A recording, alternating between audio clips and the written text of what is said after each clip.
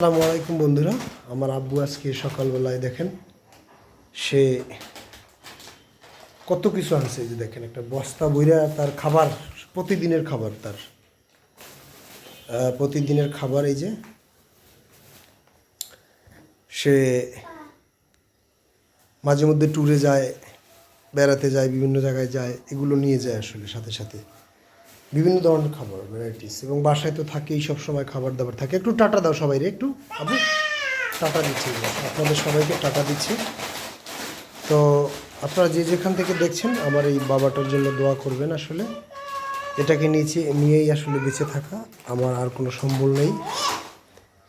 এটাই হচ্ছে আসলে সবচেয়ে শ্রেষ্ঠ সম্পদ। এর বাইরে কোনো সম্পদ এই পৃথিবীতে নেই। শুধু শূন্য, খালি হাতে এসেছেন, খালি হাতেই যেতে হবে আপনাকে। যাবো, আমাকে যেতে হবে, আপনাকে যেতে হবে, সবাইকে আসলে। তো আজ এই পর্যন্তই, ভালো থাকবেন। আমরা এগুলো এখন খুলবো, হ্যাঁ, খুলে খুলে সব একাত্রিত করবো।